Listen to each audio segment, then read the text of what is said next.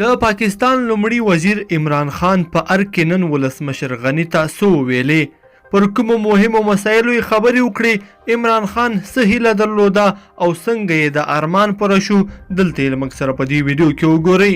درنو لیدونکو السلام علیکم، وخت مو پخیر. د پاکستان صدر اعظم عمران خان او ولسمشر اشرف غني خبري کنفرانس کې مهمو خبرو ته لنډیز وکړ. ولسمشر اشرف غني په ارګ کې له عمران خان سره په یوه ګډه خبري غونډه کې وویل چې زموږ تمرکز د دواړو هیوادونو د ستونزو حل او یوې هوکړې ته رسیدل دي.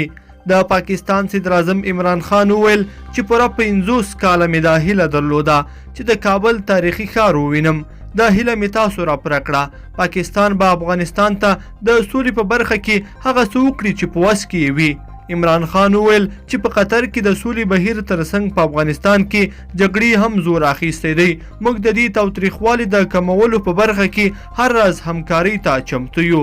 هغه وویل زه دلته ځکه راغلم چې تاسو ته ووایم چې موږ افغانستان کې سوله غواړو.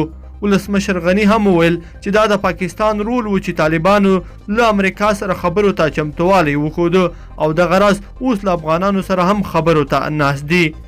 وروسته له دې افغان لوبغاړو د پاکستان صدر اعظم عمران خان ته د لوبغاړو د لاسلیک کولو بیټ هم ډالۍ کړ.